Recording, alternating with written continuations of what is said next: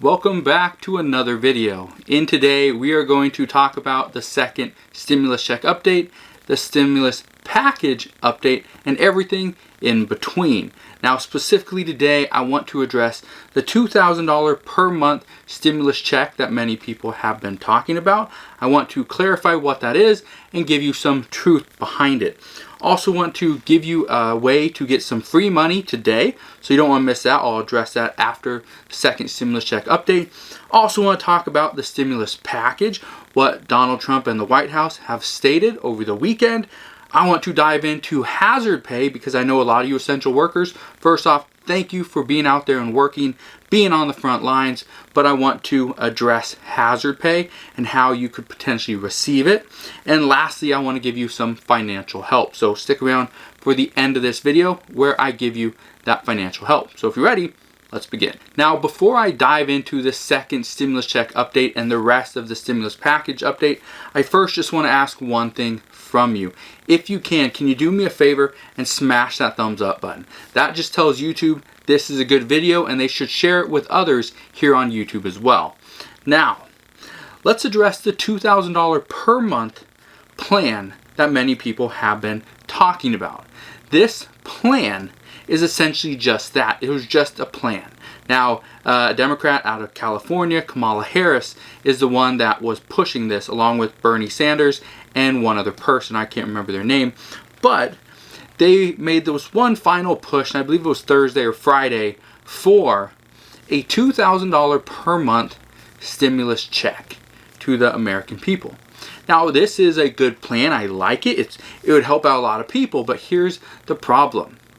Kamala Harris, who is a Democrat, like I just stated, if you remember, the HEROES Act, which was already passed by the House, was proposed and passed by Democrats. And the Democrats asked for $1,200, a one-time payment of $1,200 in the HEROES Act, which has already been passed. And now it's sitting at the Senate waiting to be voted on, which chances are it won't be voted on. Mitch McConnell has created his own bill, and that will probably be the starting point. Now, here's what you need to understand. If Democrats are asking for $1,200 in a one-time payment, Republicans would prefer not to give any additional stimulus payments to the American people. So they're at zero, Democrats are at $1,200.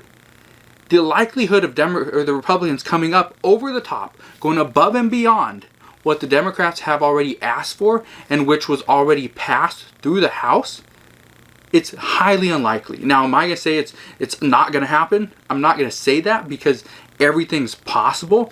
But with Mitch McConnell, I highly doubt he's going to go above and beyond and give Democrats more than they're actually asking for. So the likelihood of this happening is very, very small. Do I think it's going to happen? Absolutely not. I would almost bet my life that this would not happen. So if you've been watching all those people, reading all those articles, and seeing all those interviews with people like, yeah, we're getting a $2,000 monthly stimulus check, I can tell you right now, I would not count on it because chances are it will not happen. If we do receive a second stimulus check, and in my personal belief is yes, we will, and we should know more later today. Again, I'm doing this video, it is before 6 a.m. It's before 6 a.m. So the Congress is not there. The Senate is not going to be at Capitol Hill for a while. Okay, hours and hours from when this video is actually published, and even hours past when I'm shooting this video, which is hours before it's actually published, which is probably be at 8 a.m. Now, here's what you need to understand. It's going to be a $1,200 stimulus check if we receive one, and in my opinion, yes, we will. Okay, so just keep that in mind. If you're planning on having any money, plan on having $1,200 because that's probably all we're going to receive. Now, a lot of people have been asking questions, have been giving great comments down in the comment section below. So I want to reward you guys for actually commenting because I absolutely love it. Love reading the comments, love responding myself. So here's what I want you to do. I'm going to give two people $20 a piece if you comment below and let me know what are you going to do with your $1,200 stimulus check.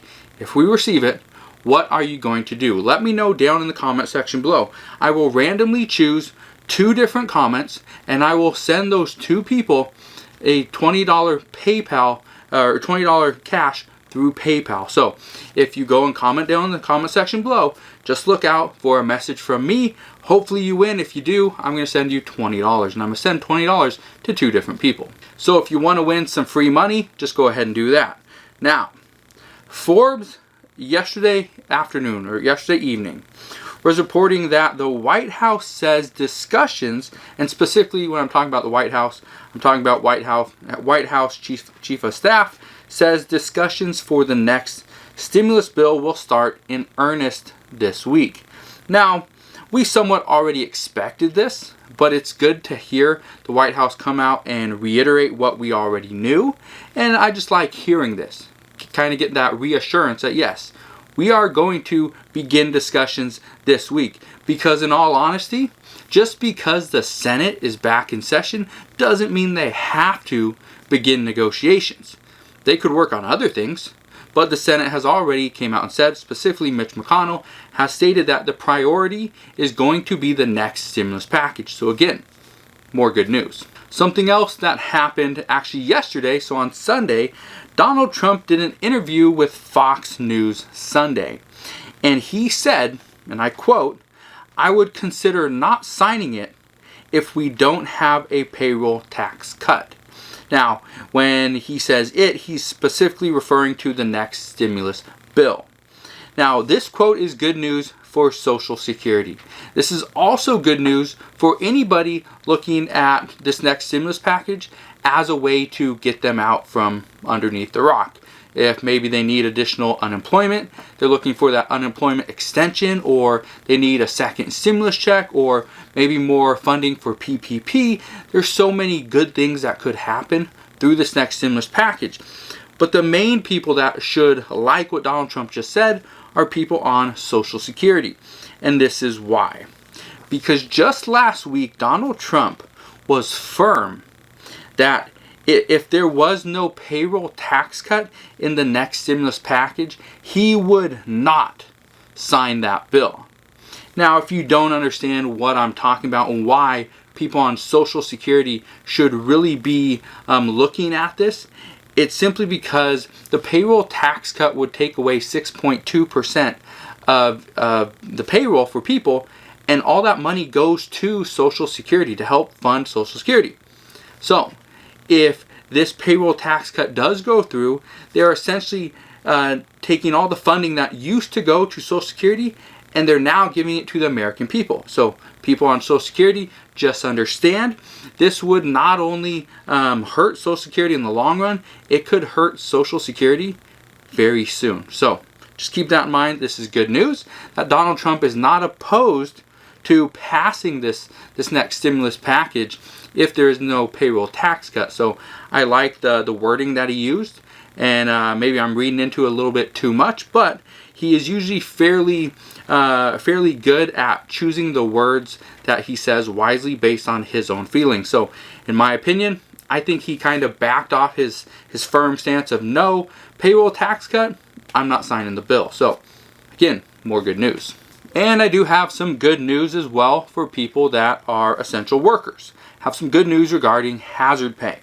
Now, as far as the federal government putting in some type of proposal inside the next stimulus package in regards to paying essential workers, and just like there is in the HEROES Act, I don't know if that's actually going to happen, and I think it won't. I think Mitch McConnell will leave that out of this next bill. With that said, I do think essential workers should receive something.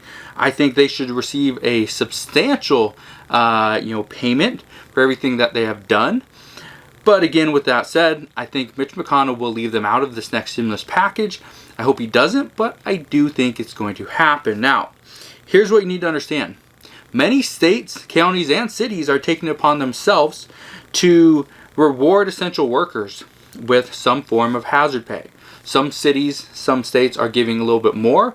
Some cities, some counties are giving very little. So you just need to go to Google, type in your city. Let's say you live in Seattle. I type in Seattle, Washington, hazard pay, COVID. I could also type in King County, because that is the county. King County, Washington, hazard pay. You could also type in Washington State, essential workers, hazard pay, or just hazard pay. And Google will pop up a bunch of different stuff so that you know if there is any hazard pay for you based on your city, county, or your state. Now, here I have a little list here. I just want to read off. These are just 4 different places that are giving hazard pay. There are more than this, but this is just what I have on my list right now. Louisiana is giving $250 for essential workers for hazard pay.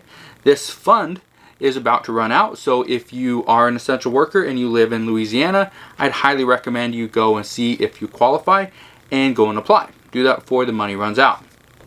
Pennsylvania, I believe, is putting $50 million into a hazard pay fund where they will give up to $3 per hour as a boost. So this is really good news. People that are on the front lines, you could potentially receive $3 per hour that you have worked during this pandemic. That's really good news. Michigan, as I reported earlier this week, and I believe a little bit last week as well, is they're giving $1,000 per employee for essential workers. Now, your employer has to go and apply.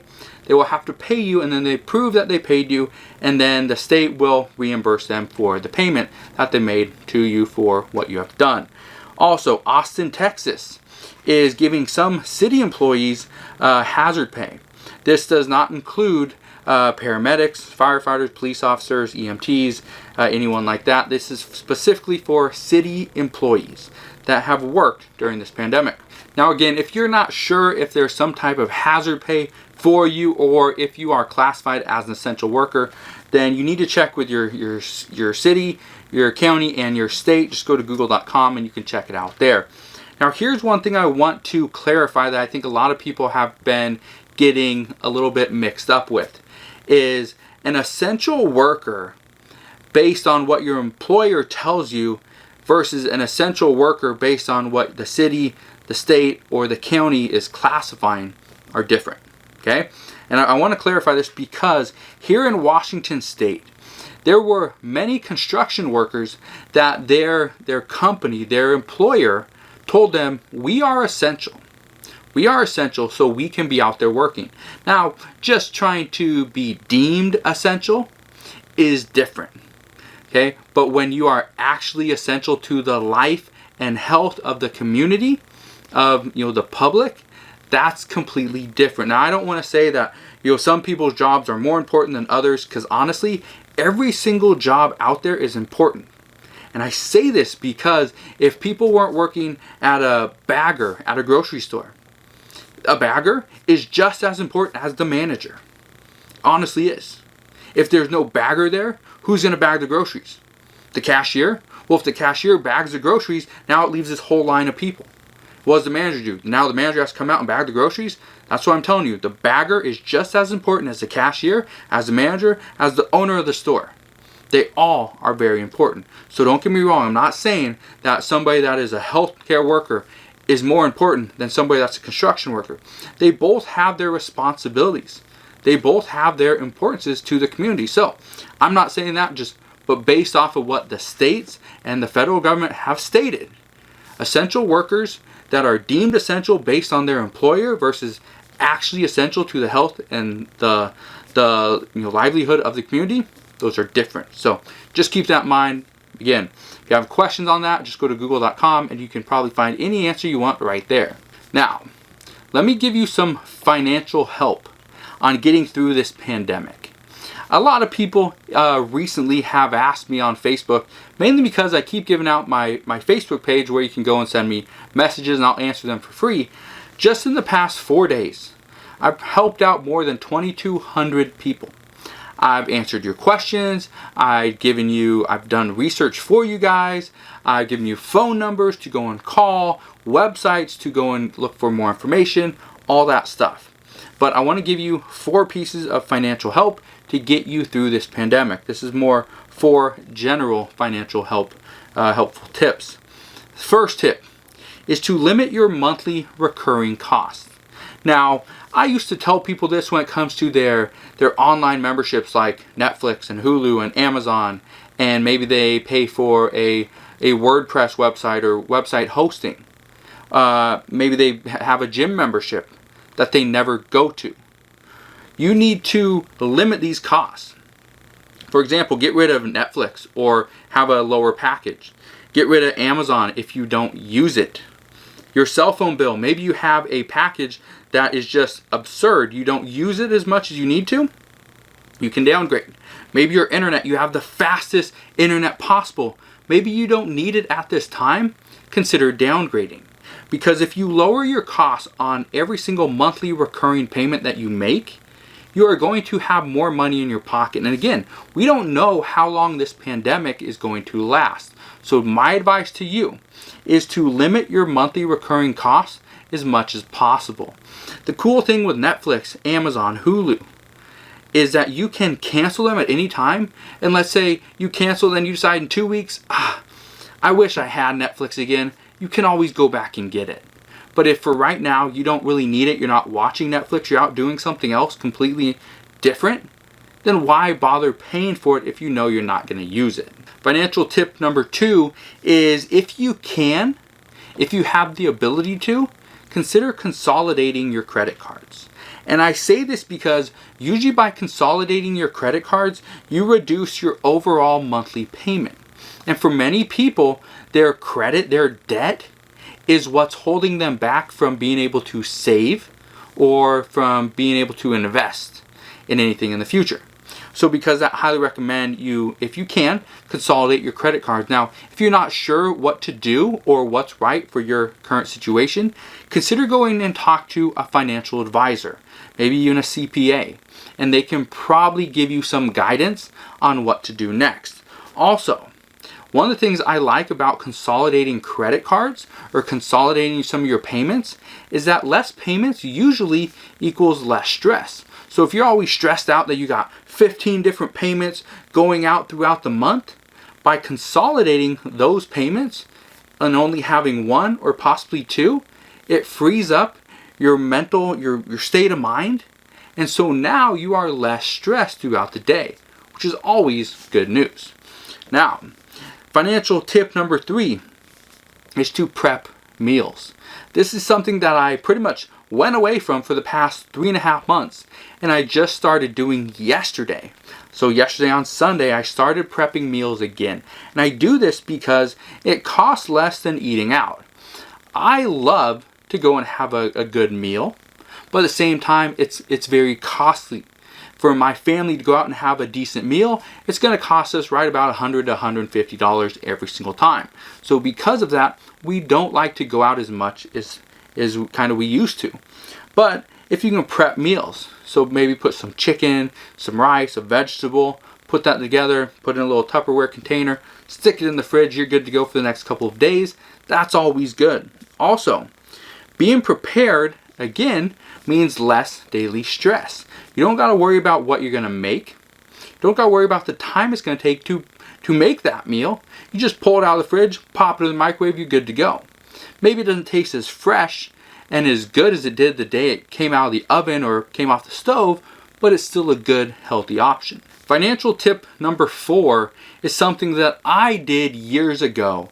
You can join or start a financial support group. Now you can find these all over Facebook. You can even create one with your friends, your family, other coworkers. But the cool thing about this is you guys help others and you stay motivated.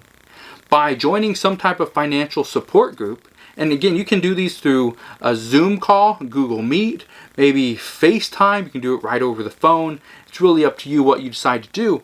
But you usually get together maybe like once a week, every other week, and you talk about the issues that you've had. I have to go and fix my car, but I don't have the additional $300 to get this part fixed. What do you guys recommend? What would you do? And in some cases, people will be like, I got an extra car. Maybe I can loan you my car. I don't drive it. I'll let you use my car for a couple weeks till you can save up that $300. Go and get that part ordered, get it fixed, and then I'll get my car back. And so by joining this support group, you are kind of, bringing like-minded people in similar situations together, which can really help motivate you and get you to that next step. So that's what I recommend, all right? It's very simple. It's free to do.